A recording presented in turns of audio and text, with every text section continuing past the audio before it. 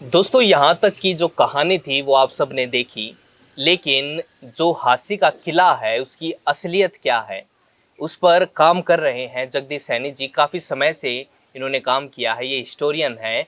आप इन्हें हाथी का विकिपीडिया कह सकते हैं, एनसाइक्लोपीडिया कह सकते हैं। जो चीज़ें आपको गूगल पर और विकिपीडिया पर नहीं मिलेंगी वो यहाँ पर मिलेंगी।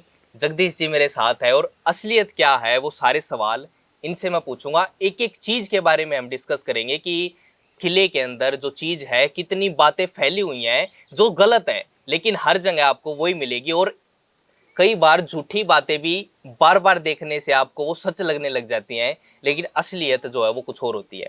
जगदीश जी नमस्कार सबसे पहले।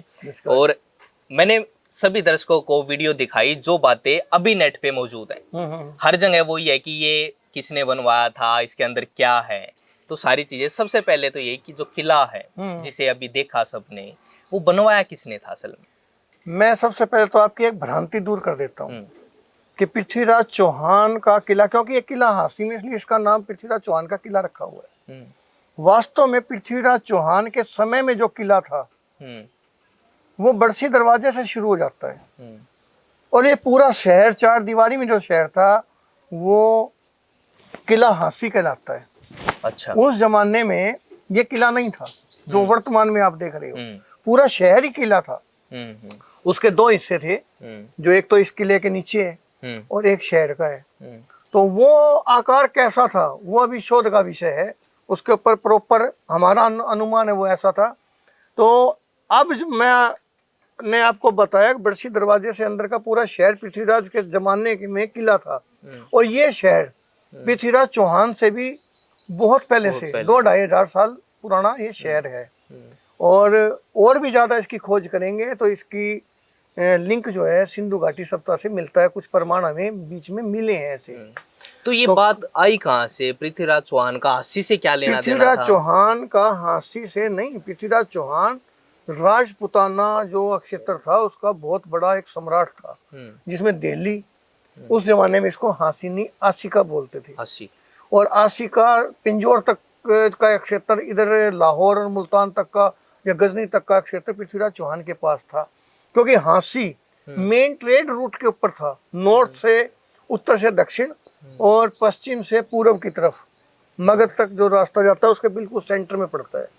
यहाँ ये व्यापारिक मंडी थी बहुत जबरदस्त और यहाँ व्यापार होता था। तो जो क्योंकि यहाँ दो चीजें बड़ी मशहूर हैं, एक तो यहाँ का बैल और एक यहाँ की जो वनस्पति है और अनाज, यहाँ बाग बहुत थे। तो वो जो है सारा यहाँ ट्रेड बड़ा जबरदस्त था इस चीज का। और खास तौर से आसपास के देहात के अंदर जो सामान का उत्पादन होता था, जैसे राखी गढ़ी है, आप देखो ये व्यापार औद्योगिक नगर है, यहाँ उद्योग धंधे मिलते हैं। तो इस तरह से हाथी जो है सेल सेंटर था, सेल परचेज का। तो पैसा बहुत था, जब पैसा आएगा तो फिर धर्म भी बनेगा। तो यहाँ जो है धार्मिक सामान बहुत मिलता है, शैव, वैष्णव, जैन और बौद्धिज्म। वहाँ यहाँ जगह जगह बिखरा पड़ा हुआ है सामान। आज भी हम शहर में आपको घुमाओ तो जगह जगह कलात्मक पत्थर पड़े हैं, बहुत से पत्थर दूसरी जगह यूज कर लिए गए हैं। हम बाहरी भाग से देखते हैं तो अब आप सामने देखो, ये जो है ये गेट है पहला। ये जैसे हम इसके अंदर एंट्री की है, यहाँ ये पहला दरवाजा है, बीच में बराबर में इसकी 2 कोठड़ियाँ हैं। अब इसके अंदर आप देखेंगे 2 ऊपर को छेद हैं और नीचे हुक लगे हुए हैं। तो 2 तरह का दरवाजा था, क्योंकि इसके आगे खाई थी। अच्छा। एक तो फट्टे वाला, दूसरा जो है ऐसे बंद होने वाला दरवाजा। तो जो दिन में बंद रहता था, यहाँ बराबर में संतरी रहते थे। फिर यहाँ से निकल करके अब हम देख रहे हैं वो सामने जो बड़ा दरवाजा दिखाई दे रहा है, तो वहाँ चलते हैं। अब हम देख रहे हैं इस बड़े दरवाजे को। पहले इसकी बनावट देखो, ये जो बनावट है ये यूरोपियन है, ये हिंदुस्तानी कला नहीं है। और ये जो इस वक्त आप देख रहे हैं ये तो एक हिस्सा है, ये बहुत विशाल दरवाजा था। 1815 की एक पेंटिंग मिली है हमें और कुछ स्केच मिले हैं, 2-3, उनके अंदर ये पूरा दरवाजा दिखाई दे रहा है, पूरा किला साबुत दिखाई दे रहा है। तो इससे हमें ये अंदाजा लगता है कि ये किला बाद में बनाया गया है। जब खोजबीन की तो जॉर्ज थॉमस नाम का एक आयरिश आदमी था। उसकी लंबी जीवनी है। वो एक लावारिश आदमी था जो हिंदुस्तान में आके लड़का और राजा बना, जिसने अपना सिक्का चलाया। तो यूरोपियन में पहला और आखिरी एक ही आदमी है जो हिंदुस्तान में आके राजा बना। और उसने 1794 में हरियाणा बनाना शुरू किया था। 1798 में खुद को हरियाणा का राजा घोषित किया और झांसी उसकी राजधानी थी। ये किला उसका हेडक्वार्टर था। अच्छा। उसने इस शहर को और इस किले वाले भाग को अलग कर दिया, क्योंकि ये प्रशासनिक काल पहले से ही था।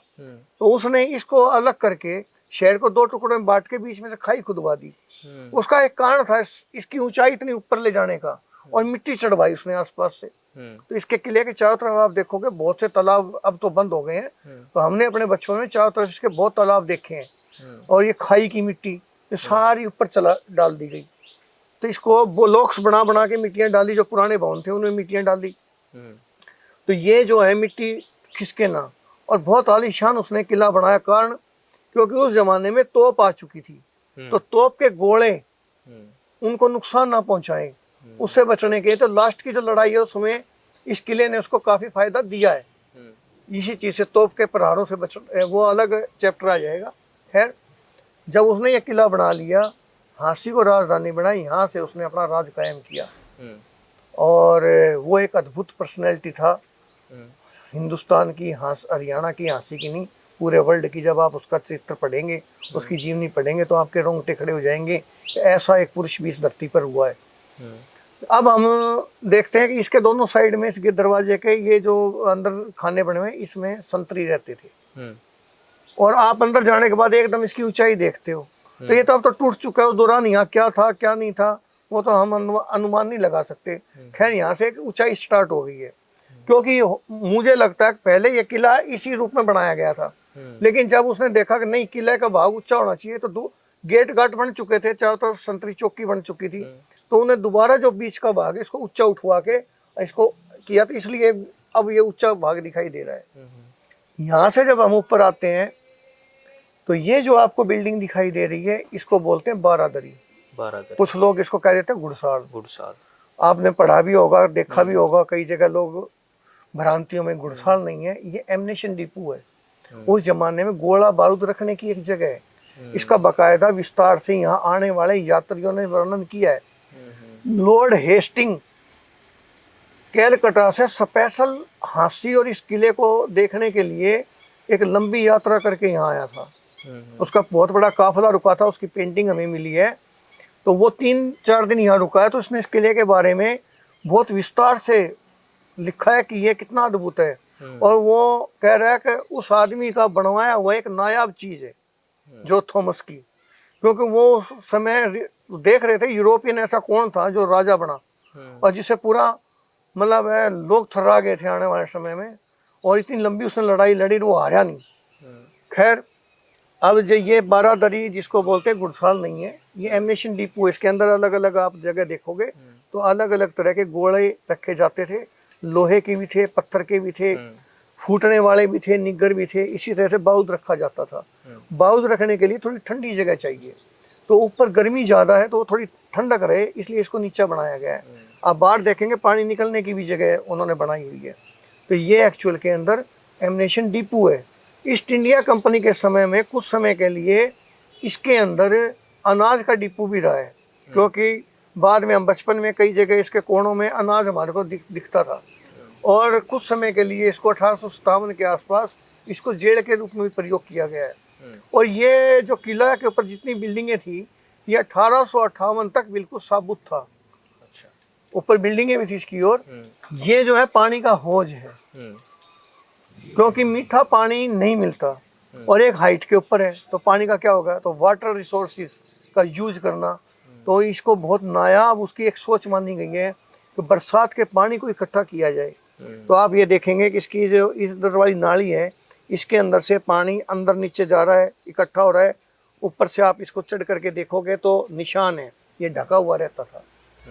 तो किले में पीने का पानी जो प्रयोग करते थे, वो इसमें खाना बनाने में, प्रयोग करने में, नहाने धोने के लिए 3-4 कुएं और थे, उनमें खारा पानी था, बाकी काम उनसे वो यूज करते थे। तो ये उसका एक, ये दो बेहतरीन चीज़ें आज उसकी याद दिलाती हैं। और यहीं से हम अगर देखें, एक छोटा सा वो स्टेज सी दिखाई दे रही है, उसके ऊपर अब तो पीर बाबा की किसी ने मजार, पीर की मजार बना दी। हमने इसके ऊपर कभी मजार नहीं देखी। और ये मेरे सामने ही एक आदमी ने बनाई थी, हमने उसको रोका भी था, भाई तू क्या कर रहा है, तो लेकिन कोई रोकने वाला और है नहीं। तो ये मजार मुजूर नहीं है, ये स्टेज है। यहाँ सैनिकों को जब सुबह परेड होती है या कैदियों की परेड होती है, तो यहाँ ये परेड का ग्राउंड की एक स्टेज है। इसके पीछे चढ़ते ऊपर आप देखो स्टेज टाइप ही है। अब मैं लेके चलता हूँ आपको इस्लामिक काल के भवनों की तरफ। तो अब हम आ गए हैं, ये जो आप जगह देख रहे हो ये बाकी किले से नीचे है। तो ये मान के चलिए कि पुराना जो लेवल था वो इससे भी थोड़ा नीचे रहा है। और यहाँ एक कुआं भी है और कुएं के पास एक हौज भी मिला है। तो ये यहाँ पर कभी बहुत विशाल एक मंदिर था, उसके अवशेष यहाँ चारों तरफ पत्थर है जो तोड़ दिया गया था। वो क्यों तोड़ा था वो तो अलग बात है। जब मोहम्मद गौरी की सेना ने हांसी पे कब्जा किया था, उस दौरान काफ़ी तोड़फोड़ हुई थी। तो यहाँ ये जो भवन है, इनके ऊपर जो शिलालेख लगे हुए, बाकायदा इनकी हिंदी है। मैं आपको पुस्तक दूंगा, उसमें पढ़ना। और ये एक बड़ी जामा मस्जिद है जो आम लोगों के लिए थी। तो ये काजी की मस्जिद है, तो इसके अंदर जो इम्पोर्टेंट लोग थे वो यहाँ नमाज वगैरह पढ़ते थे। यहाँ 9 दिन का मेला लगता था। अच्छा। और ये आगे आप देख रहे हैं तंदूर है, इसके अंदर अभी भी आप निशान देखेंगे तो अभी भी जलने के निशान है, रोटियों के लगी हुई के निशान है। 1947 तक यहाँ बहुत बड़ा एक मेला लगता था, क्योंकि हांसी क्षेत्र माउंटन से भरा हुआ था। तो बहुत, उसको नौरोजा नेजे का मेला बोलते हैं। वो एक अलग चैप्टर है, उसके बारे में बताएंगे तो बाद में। अंदर मीरा साहब है। मीरा साहब की जो मजार है, ये मोहम्मद गौरी की सेना की टुकड़ी के कमांडर थे जिन्होंने हांसी पे कब्जा किया था। उस दौरान जो राजपूत सेना थी, उस झड़पेट में ये मारे गए थे। बाद में इनकी यहाँ ये कब्र बनाई गई थी। और इससे बिलोंग करते काला पत्थर मोहल्ला है, वो अलग चैप्टर है। एक किले के बारे में मैंने आपको जाना, ये जो क्षेत्र है ये माउंटन पीरियड का है। तो जिस दौरान किले का निर्माण हो रहा था, तो यहाँ जो बनवाने वाला था वो मुगल परिवार से मिर्जा इलियास बेग था इंचार्ज। तो तब उसने ये क्षेत्र नीचे रख लिया और अपना पूजा पाठ की जो लोग आते थे, कहीं इनको नहीं छेड़ा जाएगा, ना ही उन्होंने छेड़ा, तो ये इस करके रहेगी। अब आप इसके उत्तर और पश्चिम कोने पे देखेंगे, पूर्व पश्चिम पे, तो जो दो ये झोपड़ी नुमा चौकियां हैं, ये पहले किले के चारों तरफ थी। तो ये जो है संतरियों के लिए, किले के ऊपर कोई नुकसान तो नहीं पहुंचा रहा भाई। खाई को पार करके, जो खाई में पानी है उसको पार करके कोई या तो निगरानी के लिए बनाई गई थी।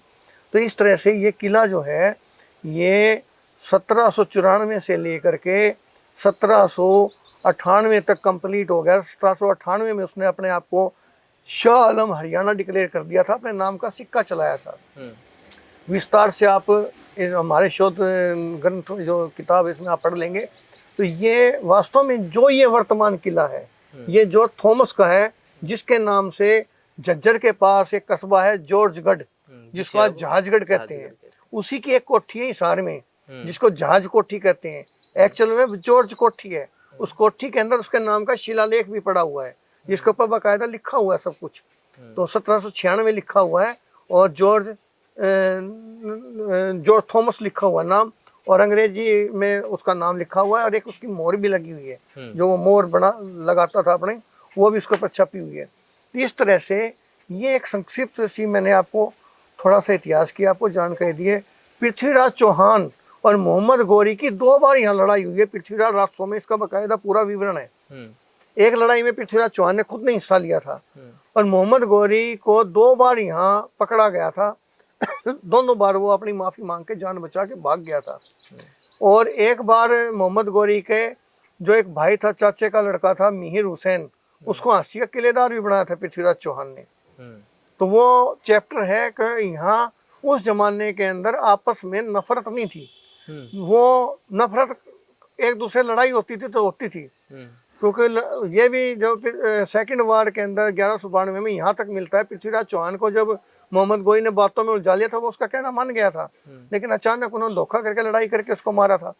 लेकिन पृथ्वीराज चौहान ने 2 बार हांसी के पास हुई लड़ाई के अंदर, उन लड़ाई का पूरी एक डिटेल है, कैसे लड़ाई लड़ी गई, किसने किसको मारा, क्या हुआ क्या नहीं हुआ। तो पृथ्वीराज रासों में उसका बिलोंग करता है। और पृथ्वीराज चौहान यहाँ कई बार आता भी रहा है। शहर की 4 दीवारी का जब वो नए सिरे से निर्माण करा रहा था, जब मोहम्मद गौरी के बाद लड़ाई हुई थी, उस दौरान यहाँ जब रुका तो उन्होंने नए सिरे का निर्माण कराया। उसमें एक कहानी मिलती है कि दीवार गिर रही थी, तो उन्होंने अपने जो राज पुरोहितों से पूछा भाई क्या कारण है, तो उन्होंने कहा भूदेवता नाराज है, इसको बलि देनी पड़ेगी पुरुष की। तो जयपुर के किलों में भी आपने सुना होगा कि हर साल वहाँ एक बलि दी जाती थी, या प्रथा थी कोई। लेकिन वो बलि में आने वाला व्यक्ति जबरदस्ती नहीं हो, स्वेच्छा से आए, खुशी से आए, तो वो आपकी बलि स्वीकार होगी। और आप धक्के से पकड़े किसी को काट दोगे, स्वीकार नहीं होगी। तब बताते हैं ये तज़किरा हासी 100 साल पहले एक किताब लिखी गई थी काजी शरीफ हुसैन ने, उसमें पूरी डिटेल लिखी हुई है इस चीज़ की कि तब पृथ्वीराज चौहान के लोगों ने यहाँ चारों तरफ मुनादी करवाई कभी ऐसे ऐसे चाहिए। तो पाली गांव है, वहाँ से आसाराम सूरा उनका गोत्र था, जाट, उसने आके अपने आप को पेश किया कि राज का काम हो रहा है, मैं पेश करता हूँ और आप मेरी बलि लो। तब उससे पूछा गया था कि आप के ऊपर कोई दबाव तो नहीं है? नहीं। कोई लालच है, कोई धन की जरूरत है? नहीं। बोला ये राज का काम है, राज का काम होना चाहिए, मैं इसलिए आया हूँ और खुशी से आया, मुझे कुछ नहीं चाहिए। जब पूरी तरह से जांच परख कर ली गई, उसके बाद जब बलि के लिए उसको तैयार किया, फिर उससे पूछा भाई तेरी आखिरी ख्वाहिश क्या है?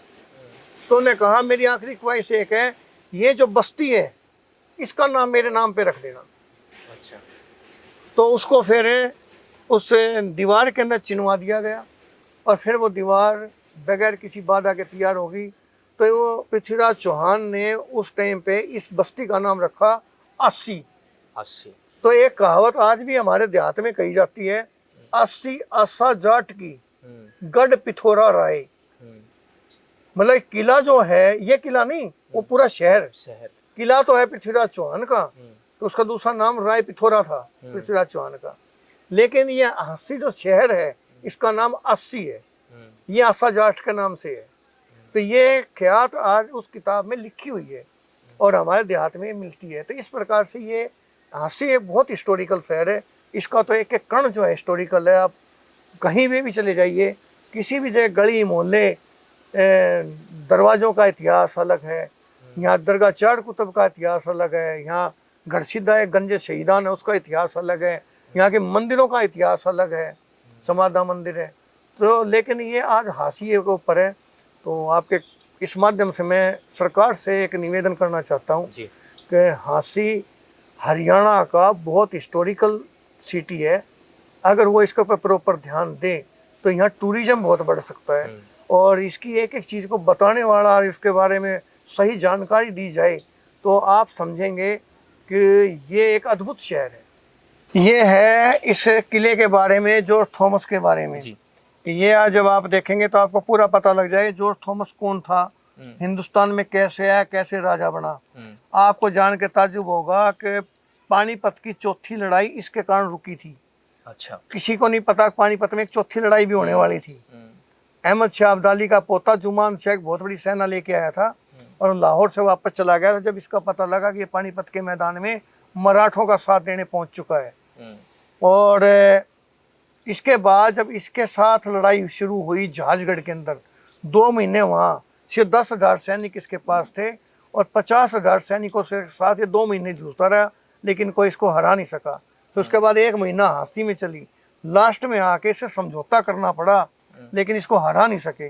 ये एक अद्भुत चरित्र है जिसको पता नहीं क्यों लोगों ने पढ़ते नहीं है या इसको दबा दिया। तो भाई ये अंग्रेज है कोई बात नहीं, लेकिन इसने ये खुद कहता है मैं अंग्रेजी नहीं जानता, मैं उस ज़माने फारसी थी, फारसी जानता था। और लॉर्ड हेस्टिंग भी इसको बोला लिख कर कह दे अंग्रेजी, बोला मैं अंग्रेजी नहीं जानता, मैं तो हिंदुस्तानी हूँ और फारसी जानता हूँ, फारसी में लिखवाना तो लिखवा लो, बाकी मैं कुछ नहीं जानता। और ये जो इसने काम किए वो अद्भुत है। पेंशन जो आज हम ले रहे हैं सरकारी नौकरी में, सबसे पहले इसने अपनी हुकूमत में हांसी में लागू की थी। उससे पहले पेंशन की कोई व्यवस्था किसी भी सरकार में नहीं थी। तो इसको पढ़ना चाहिए, इसके सिक्के वगैरह ये सब कुछ दिया है। ये कहीं सर अगर कोई खरीदना चाहे इसको कहीं मिल सकती है? हाँ, जिसको जरूरत होगी वो अपना आप ढूंढ लेगा। आप इस चीज़ की चिंता ना करें, लेकिन आप पढ़ें, हम ये कहते हैं, और इनके बारे में जानें। और ये दूसरी किताब है कि हिंदुस्तान की दहलीज कहलाती थी हांसी। ये मैं नहीं कह रहा हूँ, ये पृथ्वीराज राजसों में लिखा हुआ है। जब मोहम्मद गौरी ने पृथ्वीराज चौहान को हरा दिया था और हाँसी को जीत लिया था, हाँसी दहलीज कहलाती थी, उन्हें कहा था जो हाँसी को जीत लेगा वो हिंदुस्तान पे राज करेगा, क्योंकि यहाँ की इतनी स्ट्रॉन्ग सेना थी। महमूद गजनी तक इससे घबराता था, उसने कभी हाँसी पे अटैक नहीं किया, जबकि यहाँ बहुत दन था, वो डरता था। ये अपने जो है कुरुक्षेत्र थानेश्वर का अटैक सिर्फ इस वास्ते पहला रुका था कि हाँसी के जवान वहाँ पहुँच गए थे, लेकिन जब दोबारा अटैक किया तो ये नहीं गए थे, तो थानेश्वर तबाह कर दिया था उसने। तो वो इतिहास एक अलग है, लिखा हुआ, मेरा लिखा हुआ नहीं है, वो बाकायदा पुरानी जो इस्लामिक राइटर हैं उनके लिखी हुई किताबों में मिलता है पूरी डिटेल। तो हिंदुस्तान की दहलीज, तो जयचंद के दरबार में पृथ्वीराज चौहान राजस्व लिखने वाला चंद्र बरदाई तो उस जमाने वहाँ था, उन्हें जयचंद को ललकार के कहा था तूने बहुत बड़ा गलत काम किया है मोहम्मद गौरी का साथ देके, और हाँसी टूट चुकी है, अर्गला माने दहलीज, और अब हिंदुस्तान को विनाश से कोई नहीं बचा सकता, और तूने लाखों जो लोगों को है ना भविष्य बर्बाद कर दिया है, और मैं अब तेरा दरबार छोड़ के जा रहा हूँ। तो इसी बात पे चला गया था। ये हिंदुस्तान की दहलीज कहलाती थी। तो जब आप इसको पढ़ेंगे तो आपको इसके बारे में पता लगेगा। दोस्तों, ये वीडियो आपको कैसी लगी कमेंट बॉक्स में ज़रूर बताएं। साथ ही इस तरीके की और भी वीडियो हम लाएंगे। हम थोड़ा सी अलग तरीके से काम करना चाहते हैं, जो असलियत है असलियत आपके सामने आए। भ्रांतियाँ बहुत हैं, कोई भी कुछ भी वीडियो बनाता है, वहाँ अब भी आप जाओगे तो लोग मौजूद हैं और जो उन्होंने बातें सुनी हैं वो वीडियो में बता दी जाती है। लेकिन जिन लोगों ने इस पर काम किया है, अपनी ज़िंदगी के कितने साल उन्होंने इसी में बिता दिए सिर्फ आपको ये इतिहास बताने के लिए, उन लोगों से हम बात कर रहे हैं और आप तक असलियत पहुंचा रहे हैं। इस वीडियो के लिए इतना ही। नमस्कार।